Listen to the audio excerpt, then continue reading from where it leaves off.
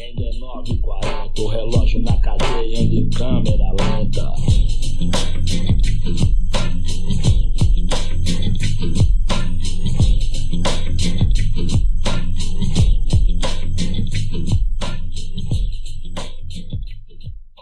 Olá pessoal, sejam bem-vindos, bem-vindas, bem-vindes a mais uma edição do nosso podcast com mais um tema pertinente ao campo dos estudos das subjetividades na atualidade. Eu me chamo João Paulo Barros, sou professor do Departamento de Psicologia e do Programa de Pós-Graduação em Psicologia da UFC e coordeno o Vieses, Grupo de Pesquisas e Intervenções sobre Violência, Exclusão Social e Subjetivação. Hoje o nosso bate-papo vai ter duas partes. A primeira parte, eu vou conversar um pouquinho com vocês sobre o neoliberalismo, a economia mortífera da punição e a seletividade racial e social das políticas de aprisionamento no Brasil e no mundo. Na segunda parte, a gente vai contar com a presença de um convidado para falar sobre o sistema prisional brasileiro e a sua relação com o autoritarismo, com o racismo e com as desigualdades sociais. Neste momento, eu vou priorizar a interlocução com um autor chamado Louis Vaquin, muito importante, especialmente em algumas obras dele, uma delas Punir os Pobres, outra obra chamada As Prisões da Miséria, que tem uma nota bem interessante aos leitores e às leitoras do Brasil, e uma outra chamada As Duas Faces do Gueto, em que ele fala muito bem sobre a criação e a contenção de rejeitados urbanos em uma sociedade de mercado. Fala também da segregação de negros e negras nos grandes centros urbanos, e nessa obra ele também fala sobre o avanço do neoliberalismo e a sua relação com a penalização da miséria e com o hiperencarceramento. Eu aqui vou também traçar diálogos com Angela Davis, que é uma teórica feminista muito importante para discutir essa questão das políticas de aprisionamento. Vou me remeter mais diretamente a uma das obras da Angela Davis, que se chama Estão as Prisões Obsoletas. E, ao falar da Angela Davis, também vou traçar um diálogo com uma outra autora importantíssima para falar sobre a relação entre racismo e encarceramento em massa, que é a Michelle Alexander, também norte-americana. Começando aqui com as contribuições do Vaquin, é muito importante que a gente relacione essa economia mortífera da punição ao neoliberalismo.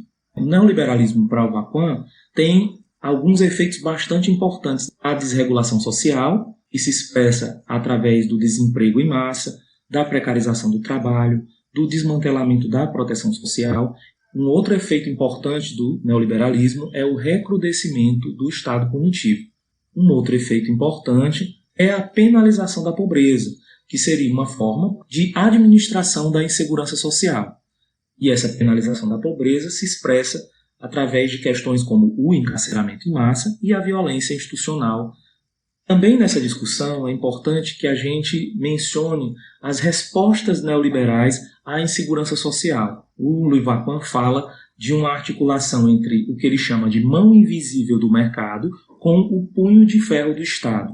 A mão direita para o Vaquin seria a mão da repressão e da punição, que se sobressairia em relação à mão esquerda do Estado, que seria aquela que fornece políticas sociais para dar conta da insegurança social. O Louis Vaquin também nos traz alguns elementos importantes para a gente desmistificar a ideia de que o neoliberalismo equivale a um Estado mínimo. Para ele, o neoliberalismo ele é liberal para a elite e punitivista para os segmentos pauperizados. Ele aponta 3 transformações no Estado neste contexto neoliberal. A primeira seria a remoção do Estado econômico, a segunda, o desmantelamento do Estado social e a terceira, o aumento do Estado penal. Ao falar sobre os tipos de encarceramento e o que eles significam no neoliberalismo, o Louis Vaquin ele ressalta o ressurgimento das prisões como elemento central na lógica neoliberal. Ele vai lembrar para a gente que a prisão é uma invenção recente, que está intimamente acompanhada da individualidade moderna. Isso com Foucault também a gente viu. O crescimento da prisão, portanto, e da lógica punitiva, portanto, não seria inexorável, mas sim uma escolha política, ressalta o Vaquin. Ao falar sobre os tipos de encarceramento e o que eles significam no contexto neoliberal, o Vaquin menciona 3 tipos. O que ele chama de encarceramento de segurança, que é aquele que impediria perigosos de causar novos danos, exemplo da questão da pedofilia, pode ser dado aqui. O segundo tipo seria aquele encarceramento de diferenciação, nas palavras dele, que seria aquele voltado para a exclusão dos indesejáveis. E o terceiro seria o encarceramento de autoridade, aquele que estaria voltado a reafirmar prerrogativas do Estado. Por exemplo, quando se prendem manifestantes, acusando-os de terroristas, né? Além da discussão do Vapan, para a gente falar sobre neoliberalismo, necroeconomia da punição e a sua seletividade racial e social, é importantíssimo que a gente mencione a relevância da Angela Davis para esse debate. No livro dela, Estão as Prisões Obsoletas, ela traz alguns pontos muito importantes para esse debate que eu gostaria de ressaltar aqui. O primeiro ponto é que, como ativista antiprisional, como ela mesma se refere no livro, a obra Estão as Prisões Obsoletas parte da crítica à visão que encara a prisão como algo inevitável, natural e inerente à vida social. Um segundo ponto que eu queria destacar é que a obra da Angela Davis traz que as pessoas de comunidades negras e latinas dos Estados Unidos estão, nas palavras dela, mais propensas a ir para a prisão do que a ter uma educação decente.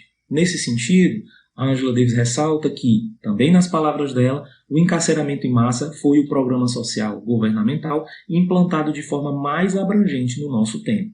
Um terceiro ponto importante é que a Angela Davis aponta a prisão como um espaço extremamente adoecedor. Ela fala também que é possível que o número de pessoas com transtornos mentais na prisão seja até maior do que em alguns espaços de atenção à saúde. O quarto ponto da obra da Angela Davis que merece ser mencionado é a crítica ao investimento em encarceramento em massa nos anos 80 nos Estados Unidos, com a falsa promessa de que, aumentando a prisão, seria possível combater a criminalidade. A conclusão a que a Angela Davis chega é de que isso não trouxe comunidades mais seguras, mas sim um aumento do encarceramento das populações negras e latinas dessas comunidades. Um quinto ponto seria o realce que ela faz na ideia de que o encarceramento em larga escala contou e conta ainda com o consentimento de amplos setores populacionais. No Brasil, isso está muito assentado na relação entre exacerbação do medo e a adesão a tendências autoritárias em nossa vida social, como uma recente pesquisa do Fórum Brasileiro de Segurança Pública também evidencia. Um sexto ponto importante é o questionamento que ela faz sobre para que serve e funciona a prisão. Nas palavras dela, a prisão funciona ideologicamente como um local abstrato no qual os indesejáveis são depositados, livrando-nos da responsabilidade de pensar sobre as verdadeiras questões que afligem essas comunidades, das quais os prisioneiros são oriundos em número tão desproporcional. Esse é o trabalho ideológico que a prisão realiza, ainda nas palavras dela. Ela nos livra da responsabilidade de nos envolver seriamente com os problemas de nossa sociedade, especialmente com aqueles produzidos pelo racismo e cada vez mais pelo capitalismo global. Um sétimo ponto é a ideia de que o reformismo produz justamente a ideia de que não há alternativa à prisão. Contrariando a mídia e as grandes corporações, Angela Davis fala que o racismo não faz parte do passado, mas sim continua, nas palavras dela, a influenciar profundamente as estruturas, as atitudes e os comportamentos contemporâneos. Ela remata essa discussão apontando que as prisões são estruturas racistas, de modo que não é possível eliminar racismo sem eliminar também a prisão. Um oitavo ponto que ela traz é a ideia de que, por mais irônico que seja hoje, a penitenciária ela foi vista como progressista e humana quando ela emerge. E aí, nesse ponto, ela remete-se ao Foucault e à sua discussão de Vigiar e Punir sobre as transformações das formas de castigo e punição, que vão desde o suplício como um espetáculo público trazido pelo Foucault no começo de Vigiar e Punir. A Angela Davis fala que nos Estados Unidos a prisão emerge justamente associada à campanha por direitos do cidadão e reformas para a melhoria dos sistemas de punição. Nesse texto, ela aponta que a prisão e a reforma estão indissociavelmente ligadas desde o início do emprego, do encarceramento como principal meio de punir aqueles que violam ou que são acusados de violação das normas sociais. Um nono ponto é o destaque que a Angela Davis dá para a ideia de que o encarceramento como forma primária de punição pelo Estado está relacionado à ascensão do capitalismo e ao surgimento de um novo conjunto de condições ideológicas. Para ela, essas novas condições refletem justamente a ascensão da burguesia como classe social, com interesses e aspirações que patrocinam novas ideias científicas, filosóficas, culturais e populares. Um 10º ponto é o destaque também que as prisões surgem atreladas à mudança da percepção social do indivíduo que surge a partir da ascensão capitalista. Isso quer dizer que, com a ascensão da burguesia, o indivíduo passa a ser visto como aquele titular de direitos e liberdades formais. Antes da aceitação desse caráter sagrado dos direitos individuais, o encarceramento ele não podia sequer ser concebido como punição. Como 11º ponto, Angela Davis ressalta que a punição sempre teve uma dimensão de gênero. Nesse sentido, ela frisa que os condenados e aprisionados nos sistemas penitenciários estadunidenses eram precisamente homens e que isso refletia justamente como homens e mulheres não tinham igual posição em termos econômicos, políticos e legais. Abrindo aspas aqui para o texto da Angela Davis, como o status público de indivíduos detentores de direito era amplamente negado às mulheres, elas não podiam ser punidas com privação desses direitos por meio do encarceramento. Não é fortuito que as punições corporais domésticas aplicadas às mulheres tenham sobrevivido por muito tempo depois de esses modos de punição terem se tornado obsoletos para os homens brancos. A persistência da violência doméstica é uma evidência dolorosa desses modos históricos de punição por gênero. Como 12º ponto, a Angela Davis resgata muito bem a noção de penitenciário. A ideia de aprisionamento como oportunidade de autorreflexão, autorreforma, arrependimento é um elemento característico dessa noção de penitenciário. Ao falar sobre a combinação dessa ênfase na autorreflexão com a vigilância constante do panoptismo, a Angela Davis destaca justamente a abrangência do conceito de prisão, pois mostra que, palavras da Angela Davis, as condições de possibilidade dessa nova forma de punição estavam fortemente ancoradas em uma época histórica durante a qual a classe trabalhadora precisava ser constituída como um exército de indivíduos autodisciplinados, capazes de realizar o trabalho industrial necessário para o sistema capitalista em desenvolvimento. E o 13º ponto seria a noção trazida por Angela Davis de complexo industrial prisional.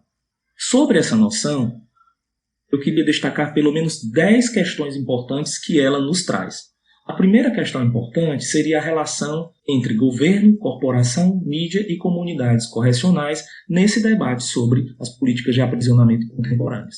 Uma segunda questão seria a ideia de que as corporações lucram com o encarceramento em massa. E o encarceramento em massa, nesta lógica, não seria mais uma perspectiva de restaurar indivíduos ou de disciplinar indivíduos, mas sim um depósito de detritos do capitalismo contemporâneo. Um terceiro ponto dessa noção de complexo industrial prisional é que ele serve para questionar a ideia de que as populações carcerárias aumentaram porque a criminalidade aumentou. Muito pelo contrário, Angela Davis, com essa noção, denuncia que esse crescimento relaciona-se ao racismo e à busca por lucro. Uma quarta questão é que a noção de complexo industrial prisional serve para dissociar a punição do par crime e castigo, que acaba naturalizando a prisão como efeito natural do crime. Uma quinta questão, para a gente pensar a partir dessa noção da Angela Davis, é de que ela mostra como a punição está relacionada a estruturas ideológicas e econômicas, ao invés de centrar o debate na análise das condutas individuais ou nos esforços para conter o crime. Uma sexta questão é que ela também mostra que não é por acaso a racialização das populações carcerárias. A prisão justamente é uma maquinaria de uma estrutura racista e é promovida justamente pelo racismo estrutural. Aqui tem um diálogo muito fecundo com o livro da Michelle Alexander chamado A Nova Segregação, Racismo e Encarceramento em Massa. Mostra muito bem como essa maquinaria de encarcerar pessoas em massa está muito relacionada ao próprio dispositivo do racismo. Uma sétima questão pertinente trazida por essa noção de complexo industrial prisional da Angela Davis é de que, a partir dela, Angela Davis mostra uma simbiose entre militarização e encarceramento, pois, segundo ela, eles se apoiam e se alimentam, apresentando características estruturais semelhantes. Ambos geram lucro para poucos e sofrimento e destruição social para muitos, notadamente comunidades pauperizadas e racializadas. Uma oitava questão importante da noção é de que ela mostra como a alimentação desse complexo, nas palavras da Angela Davis, devora recursos que poderiam ser utilizados em outros programas sociais nas áreas de educação, habitação, assistência à infância, lazer. Um nono ponto importante é que essa noção da Angela Davis mostra a punição como um negócio, isto é, a punição ela não constitui uma área marginal da grande economia. A Angela Davis mostra muito bem como dos anos 80 para cá, com a expansão das prisões, se produziu um meio para concentrar e gerenciar o que o sistema capitalista tinha declarado implicitamente ser um excedente humano. E um 10º ponto seria a ideia de que a prisão ela amplia o poder do racismo e da xenofobia. Bom, pessoal, feita essa interlocução com o Lacan, Angela Davis, a Michelle Alexander, cabe a nós pensarmos em desafios que esta discussão traz para o campo da psicologia. E parece que essas discussões elas nos convocam a problematizar jogos de força que engendram estratégias de governamentalização a partir de dispositivos de controle securitários pautados na disseminação dos discursos de ódio, na criminalização, na volúpia punitiva e na maximização de aparatos de penalização dirigidos a certos grupos sociais constituídos sob o signo da abjeção e da indignidade da vida. Cabe analisarmos também os processos de subjetivação e de dessubjetivação produzidos por essas políticas de aprisionamento, isto é, por lógicas e práticas que constituem diversas formas de prisão dentro e fora dos cárceres. Então, quando a gente se refere a políticas de aprisionamento aqui nessa conversa, é importante que a gente entenda que elas não se restringem à forma prisão e ao sistema carcerário tão somente, mas a um campo de relações de saber, poder e subjetivação que vão além da prisão. Então a gente está falando aqui das privações de liberdade no âmbito socioeducativo, também falamos das comunidades terapêuticas e de outras formas de manicomialização do nosso cotidiano. Cabe então a gente pensar como a psicologia pode estar implicada na perpetuação dessa ordem, mas também, e esse é o nosso desejo, em práticas de resistência a essa ordem. E eu queria concluir trazendo uma provocação para vocês que me escutaram até aqui. É possível então pensar em uma psicologia antirracista sem pensar também em uma psicologia que dialogue com o abolicionismo penal e que rechace as ilusões ré que acompanham algumas construções retóricas ligadas às políticas de aprisionamento? Quando eu falo de ilusões ré, eu estou falando dessa ideia de que a prisão vai ressocializar, a prisão vai recuperar, a prisão vai reinserir, quando na verdade a prisão tem sido uma maquinaria necropolítica. Agora, então, a gente vai passar para a segunda parte da nossa conversa com um bate-papo com o convidado para enfocar mais essas questões do sistema prisional brasileiro e como o contexto da pandemia de Covid-19 no Brasil acarretou também impactos no sistema prisional. Vem com a gente.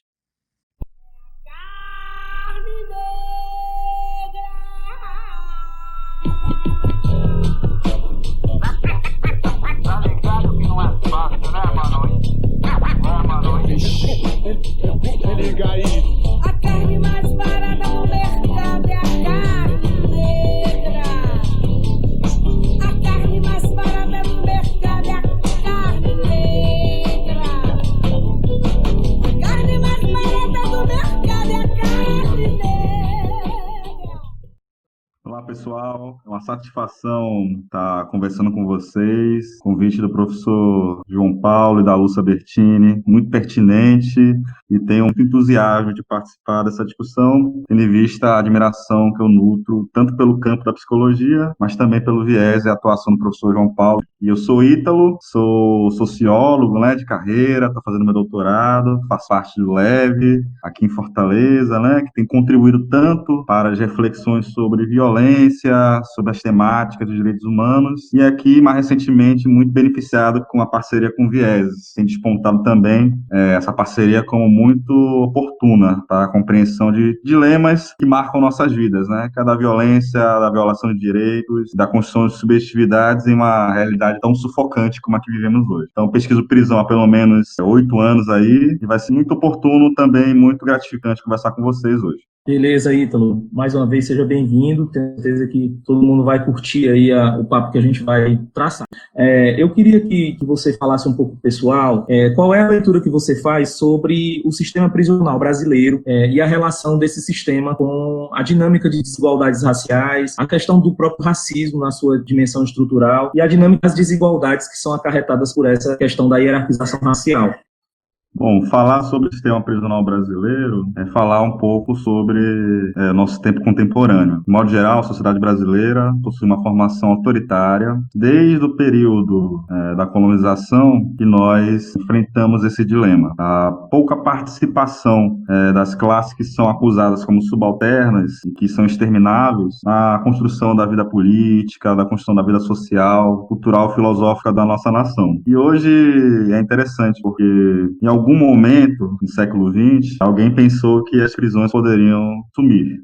Parece que na Europa elas estavam perdendo sua utilidade, estavam desencarcerando e vislumbraram que finalmente a gente poderia se emancipar das prisões. E hoje, como nós temos discutido aí nos últimos 10 anos, é muito pelo contrário, as prisões não saíram de cena e elas foram recuperadas, não mais para fazer a disciplina dos corpos como uma instituição moderna e muito bem criticou Foucault, mas principalmente sua função de contenção e impedimento de certas classes que historicamente são consideradas perigosas. É fato, é indissociável pensar prisões no Brasil e nós não pensarmos sobre, além da construção autoritária, a construção racista da nossa sociedade. O debate sobre prisões no Brasil, ele fundamentalmente precisa considerar isso. Tanto a colonização tem efeitos que até hoje são sentidos na nossa sociedade, quanto também os efeitos de uma colonização racista. Tanto a formação da prisão moderna fora da Europa, ela diz respeito à segregação de classes que não são integradas totalmente na vida social, na vida econômica, na vida política. Você observa que, ao decorrer dos séculos, os principais dispositivos jurídicos, desde lá as leis da época do Império, passando até também pela República, nós encontramos dispositivos que são evidentemente racistas, de contenção, de eliminação, de manifestações que não se enquadravam nos ideais de cada momento. Na República Velha, por exemplo, proibição da capoeira, leis draconianas contra a suposta vadiagem, pessoas que estavam ali que não foram integradas na sociedade de classe, com a famigerada abolição, mas também pessoas que não estavam se adequando aos ideais propagados pela modernidade, do trabalho, enfim, da integração na vida econômica. E aí que ocorre? Desde da formação, da origem das prisões no Brasil, nós encontramos marcadamente a segregação racial como uma razão de ser das prisões no Brasil. Por isso que quando a gente discute as prisões, é importante a gente mencionar que aquela crítica muito detalhada que Foucault faz a esses dispositivos, ele comenta que a história das prisões é a história do seu próprio fracasso. Mas é desse fracasso que ela se alimenta. Foucault analisou na Europa que pelo menos as prisões serviam para o recrutamento da chamada delinquência útil, que aí ajudaria então o capitalismo a gerir os ilegalismos, inclusive as classes dominantes, as elites também se beneficiam dos ilegalismos. E aqui no Brasil, a sua própria maneira, é importante salientar que a modernidade e esses ideais europeus têm sua própria forma de integração com nossos programas culturais próprios, nossa história, mas prisões também, elas partem dessa noção de delimitar bastante bem, de modo racionalizado, como um dispositivo moderno, quais seriam então as classes perigosas, quais seriam as pessoas que seriam os clientes preferenciais das prisões. E no decorrer do século XX, o que nós temos? A ideia de classes perigosas parece que vai se transformando. Primeiro nós temos lá pessoas escravizadas que eram fugitivas, então elas eram controladas. Aí nós temos os vadios, nós temos os operários que vieram com o processo de embranquecimento, eugenista, de embranquecer a nação brasileira, e trouxeram, enfim, nos navios, ideias socialistas, revolucionárias. Depois nós temos o período comunista, do guerrilheiro, da ditadura civil-militar. E mais recentemente, com o processo de redemocratização, nós vemos uma preocupação muito grande a partir dos anos 80 com o problema, entre aspas, da violência urbana. E aí que nós temos, nos anos 90, nossa própria maneira de nos associar aos tempos neoliberais. Tempos neoliberais que foram, no que diz respeito a prisões, foram bem delimitados pela discussão trazida pelo Luiz Vacan. Uma discussão, uma provocação que ele faz, que eu acho interessante, é que nas agendas, tanto de governos de esquerda como de direita, A questão do punitivismo, né, e do avanço do Estado penal fazia parte da agenda. Aqui no Brasil, nós também podemos atualizar a discussão de Lei-Vacan, quando nós, então, entramos no tempo neoliberal, né, nos anos 90, governo Collor muito marcadamente, e aparece aquela ideia da responsabilização individual. Cada um por si, todo mundo se integra da forma que for possível na sociedade de mercado, né, a flexibilização, a retirada de direitos, a responsabilidade individual sua. E aí, nos anos 90, nós observamos um aumento significativo do encarceramento no Brasil. E isso vai repercutir em pouco mais de 15 anos numa explosão carcerária. Aí eu lembro que, muito bem, que nos anos 2000, a sociologia, por exemplo, ela discutia que as prisões eram um barril de pólvora. Cada vez mais ocorrendo reformas, né, nesse esforço de tentar democratizar as instituições no Brasil, e ocorrendo reformas, inclusive, na segurança pública, nas polícias, prisões, na justiça, e essas reformas foram aprimorando os sistemas, né?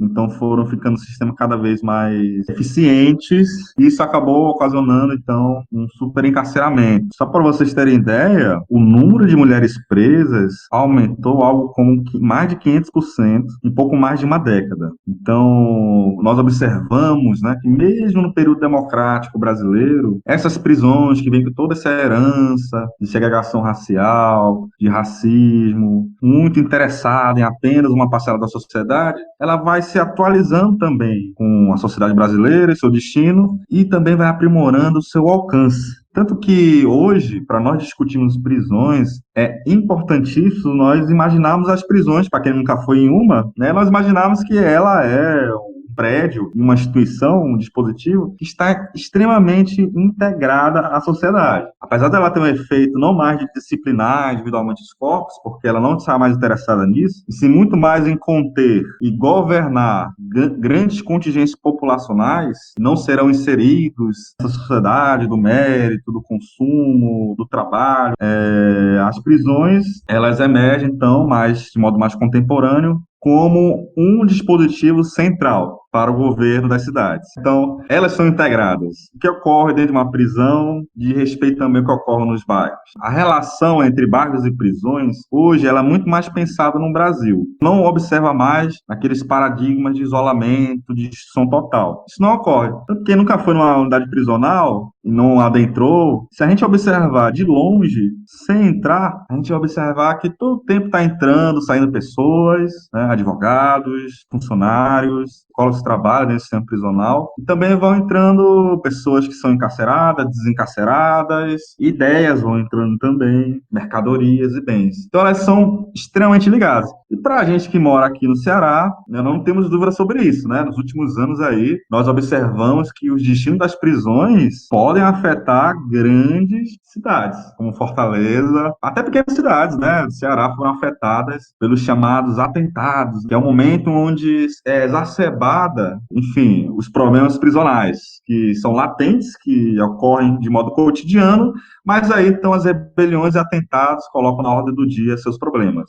E é isso. O que nós temos é o seguinte, são mais de 840 mil pessoas encarceradas no Brasil. É um crescimento que nos coloca no terceiro lugar aí no ranking mundial.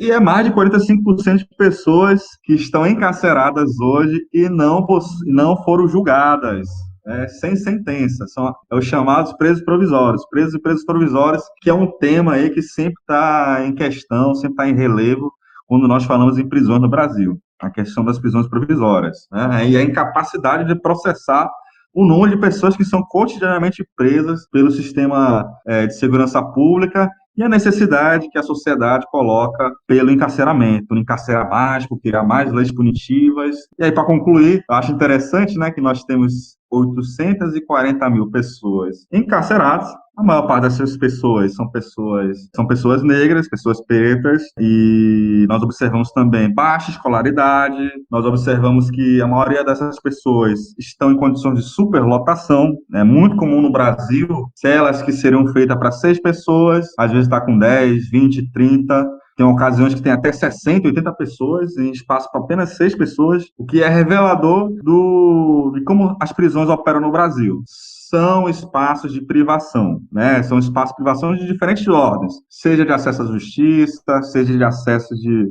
bens alimentícios, bens medicinais, né? Cada vez mais, hoje em dia, né, no Ceará, por exemplo, não tem mais aquela visita chamada visita íntima, não existe mais. O que no Ceará hoje, a doutrina, né, que vigora, que é uma doutrina que muito associada aos Estados Unidos, do contato zero. Cada vez mais é buscada, né, o isolamento e impedimento das pessoas encarceradas, inclusive desrespeitando o que diz a lei de execuções penais. Então, as prisões são espaços de privações que são tanto para as pessoas presas quanto para as pessoas que ali trabalham, né? Psicólogos, agentes que são hoje os chamados policiais penais, e também as prisões, que é o que interessa para a gente no Brasil, são locais de aprofundamento das desigualdades. Para não ir muito longe, nós podemos pegar o caso do Ceará e nós podemos observar, né? Grande parte das unidades prisionais hoje estão ali na BR, salvo engano, 116, onde fica o complexo penitenciário de Taitinga e o complexo penitenciário de Aquiraz, né? Onde nós temos lá corpo de psicólogos, temos policiais penais, temos a direção, temos uma série de funcionários, pessoas que ali trabalham, né? E um contingente de pessoas presas significativo. O Ceará chegou a ter mais de 29 mil pessoas presas.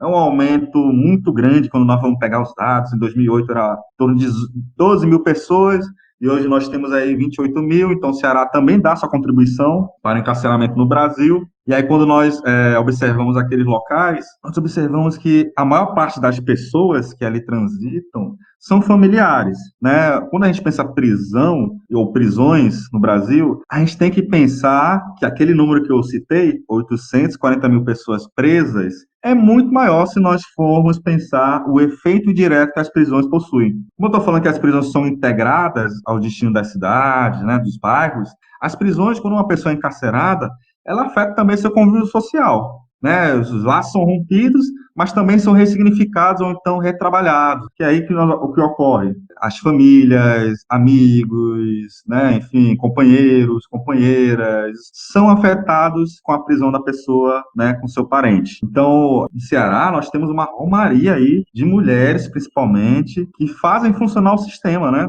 Uma reivindicação que é muito forte hoje no Ceará é que o sistema funcione. Não é nem exatamente por abolir as prisões, que é uma discussão um pouquinho mais para depois, mas para que as prisões e o Estado dê garantias de funcionamento das prisões de acordo com a lei. Porque a gente sabe que é impossível, né? Porque o Estado não tem como acompanhar o crescimento da necessidade de prender pessoas que tanto a segurança pública quanto, enfim, a sociedade civil também coloca, né, para o sistema penitenciário, não comporta, não tem como comportar, né? Não tem como a gente chegar a um momento ideal de como seriam as prisões. É economicamente inviável, não tem como a economia comportar, você garantir uma vaguinha para cada pessoa, porque a velocidade das prisões é cada vez maior, né? Isso também ajuda a explicar um pouquinho, em outro momento, a questão das facções. Mas, para as famílias, principalmente, as prisões afetam no seu cotidiano. Quando nós vamos olhar as pessoas que vão para lá, nós vemos, então, senhorinhas, as famosas mãezinhas, né? Que são muito mencionadas aqui no Ceará, e merecem muito respeito, ganham muito respeito também. Elas vão lá nas prisões e ajudam aquilo a funcionar. Levam os mantimentos, quando era possível, né? Período antes da pandemia. Mas elas levam os malotes, levam produto de higiene, levam alimentação, faz a visita social. E nós vamos observando, né, como que as prisões elas estão ligadas, né, aos fluxos urbanos, né, aos itinerários urbanos e como é que elas atravessam a vida nos bairros e atravessam a vida, então, de um contingente populacional que nós não temos nem como mensurar. Muito mais, muito além do que aqueles dados e números e tabelas, né, revelam sobre as prisões. Quando nós temos em mente prisões no Brasil, nós temos que dimensionar tanto a formação autoritária da sociedade brasileira, uma formação colonial extremamente racista, que aparta uma parte significativa da sociedade na construção coletiva, né, do ideal social, e condena essas pessoas a vidas que são matáveis, vidas que, com muito pouco, elas são exterminadas historicamente por agentes públicos, agentes estatais. Prisões são espaços de privação intensas,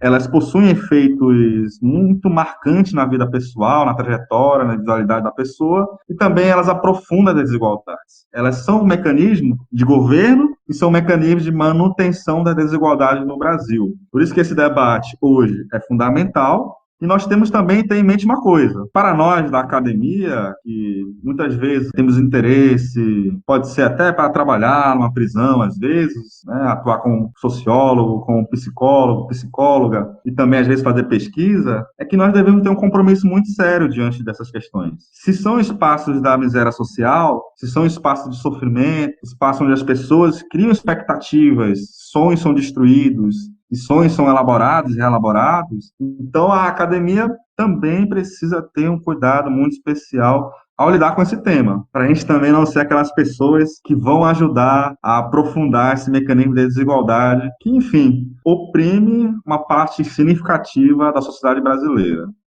Massa, Ítalo. Você falou muito bem sobre a questão do sistema prisional brasileiro, as marcas autoritárias e racistas, coloniais e desiguais desse contexto. E eu queria, para a gente fechar, que você pudesse falar um pouco de como é que você está vendo, né, como é que você está acompanhando essa questão das prisões no contexto da pandemia de Covid-19 no Brasil.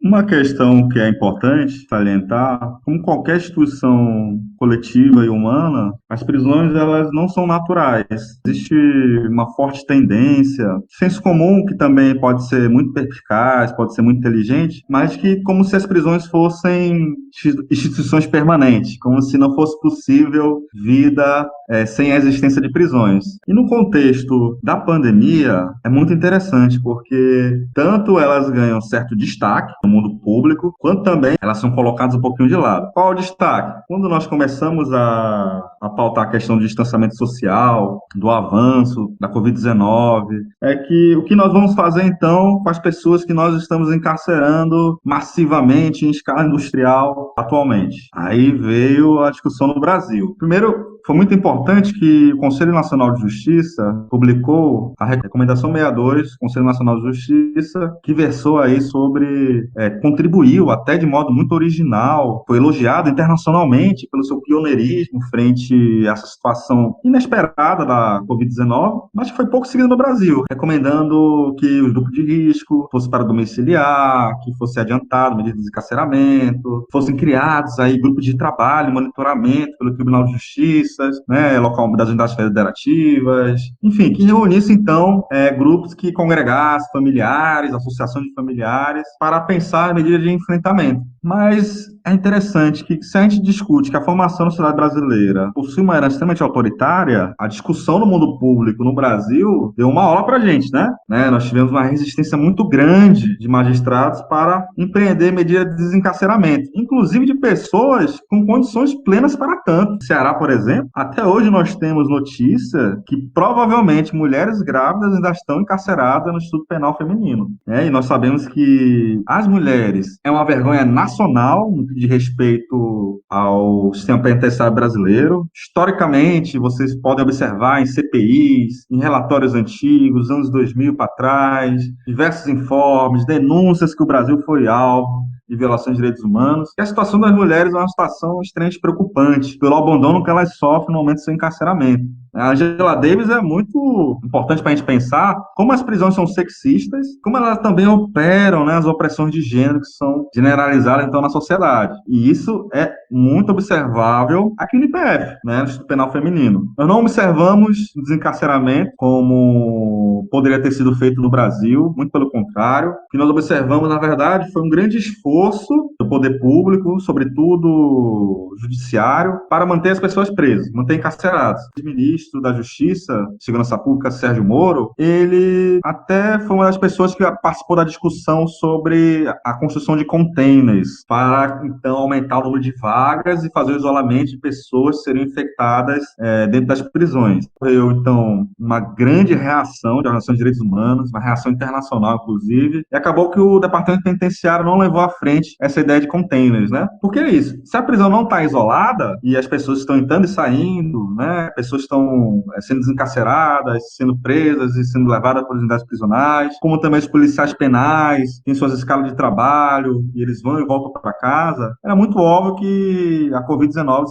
iria se alastrar nas prisões. A primeira coisa que nós poderíamos pensar. E foi de fato o que aconteceu. E pior, aqui no Ceará, além de o Estado não dar conta da situação, muito dependente, então, de doações, nós observamos que o Estado do Ceará, ele tem uma tendência a criminalizar, a não dar voz e oportunidade para as famílias organizadas participarem um pouco, então, da assistência humanitária às pessoas encarceradas, né? Nós tivemos diversas medidas aqui no Ceará, onde ocorre um silenciamento sobre a questão penitenciária. Primeiro que na imprensa as informações sobre desencarceramento dão uma ideia do seguinte: parece que vão abrir as portas de uma situação incontrolável, que, enfim, muitos crimes serão cometidos porque estão desencarcerando pessoas, então a ordem pública será afetada pelo esse desencarceramento humanitário. Aí ocorre uma confusão, né? As pessoas ficam enviesadas no debate e não compreendem as potencialidades de um massacre que já ocorre há muitos anos, né? Se eu falei anteriormente que as prisões antes eram consideradas barril de pólvora, o barril de pólvora já estourou já tem um tempo. As prisões brasileiras são locais de massacres cotidianos. Desde aqueles massacres que nós observamos no Amazonas, no Pará, no Rio Grande do Norte, grandes massacres, mas pequenos massacres cotidianos. Nós tivemos óbitos no sistema penitenciário do Ceará por Covid-19. Inclusive no socioeducativo existe o registro também. Nós temos mais de 500 pessoas que foram contaminadas no sistema penitenciário do Ceará. Tanto funcionários que se contaminaram em massa, policiais penais, quanto pessoas encarceradas também. A Covid-19 ela se destaca justamente por isso, por esse grande potencial de contágio biológico. Aí outras discussões que estão em voga agora, no calor desses acontecimentos, é que tem uma crítica feita por algumas antropólogas, né, nos Estados Unidos, que não basta apenas nós imaginarmos o desencarceramento de pessoas. É importante nós darmos condições das pessoas que são desencarceradas saírem das prisões e elas não venham, por outros motivos, a aprofundar aqui fora, ainda mais sua condição de miséria social. É muito importante esse retorno da pessoa desencarcerada, porque o que nós temos é o seguinte: já há muito tempo foi abandonada essa ideia de ressocialização. Essa ideia de ressocialização ainda é uma palavra de força que algumas pessoas ainda reivindicam para discutir prisões, mas de modo geral ela não serve para isso, né? A gente está discutindo que as prisões servem para conter pessoas. E é justamente a função pretendida e muito defendida também por aqueles magistrados que insistem em não desencarcerar o grupo de risco. Mas nós, que temos aí uma potencialidade de contribuir de modo crítico para o debate público, nós também temos que pensar como é que essas pessoas sairão das prisões? Como é que elas vão se integrar novamente a uma sociedade hoje que está esgarçando cada vez mais a participação popular, né? Então, temos um desafio muito grande pela frente, né? A pandemia ela não terminou, muito pelo contrário, está avançando, inclusive, registro de rebeliões. Cada vez mais, as famílias de pessoas privadas de liberdade estão reivindicando o movimento por dignidade, lembrando, né, então, a sociedade que as pessoas presas, encarceradas, cometeram seus erros, estão pagando por eles, estão sendo castigadas, inclusive fisicamente, moralmente, psicologicamente, mas são seres humanos e assim também precisam ser consideradas, então, pelo Estado, como pessoas dignas de direito, porque aí é um campo que nós não podemos ultrapassar, acredito eu, né, que é justamente que tipo de sociedade nós queremos. Uma sociedade violenta, que promove castigos nesses espaços prisionais, nas instituições físicas, promove a tortura. Ceará tantas vezes já foi denunciado por tortura, violação de direitos do sistema socioeducativo. As audiências de custódia não estão ocorrendo como deveriam ser nesse tempo de pandemia. E agora, nesse tempo de pandemia também, algumas denúncias internacionais foram feitas contra o Estado do Ceará e contra o Estado brasileiro no que diz respeito à pandemia. Justamente por esse conteúdo autoritário de esvaziar completamente a capacidade política de renovação, transformação, que as pessoas podem ter também nesse cárcere, né? Enquanto nós não vislumbramos uma abolição das prisões, que é um horizonte político que também pode ser perseguido por nós. Nós podemos debater com mais atenção isso, porque eu acho que tem uma contribuição importante para desarmar essa bomba que, aliás, já explodiu. Nós precisamos agora com as consequências, enfim, que nós acompanhamos nos últimos anos. Facções do crime, auto-organização de presos, uma violência descabida do Estado também, mecanismos cada vez mais autoritários e leis cada vez mais autoritárias de penalização, de punição, e nós vamos precisar pensar sobre que as prisões não são naturais, são instituições sociais, e como qualquer instituição social, elas podem desaparecer, né? Claro, né? Com outros termos. Então, concluindo, quando nós pensamos a pandemia e prisões no Brasil, nós pensamos que é uma extensão de um genocídio que está marcado na sociedade brasileira.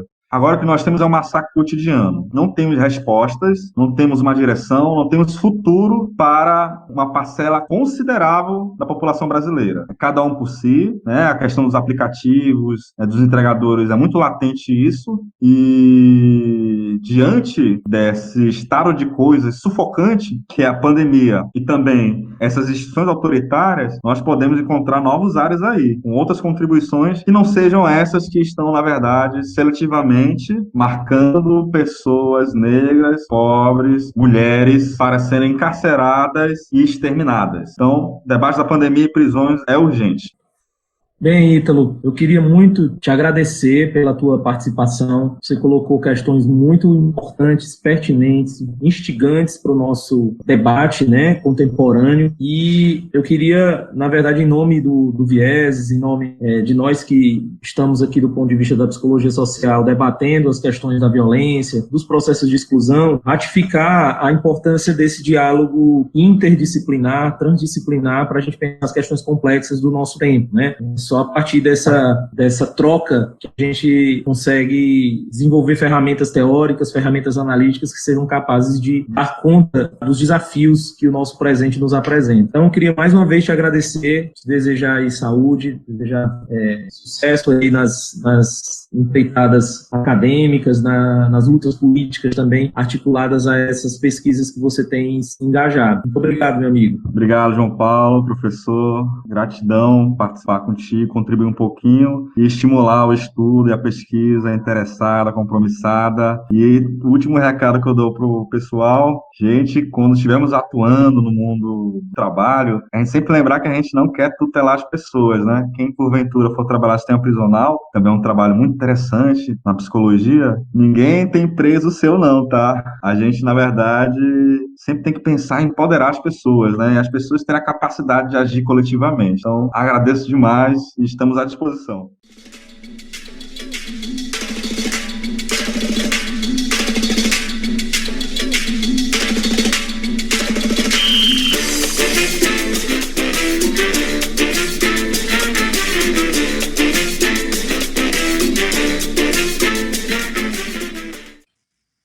Por fim, esse debate não poderia se encerrar sem que a gente destacasse o papel crucial da branquitude na questão racial e na relação desta questão racial com a volúpia punitiva e a seletividade penal direcionada a esses outros racializados que a própria branquitude tratou de inventar e segue reinventando cotidianamente.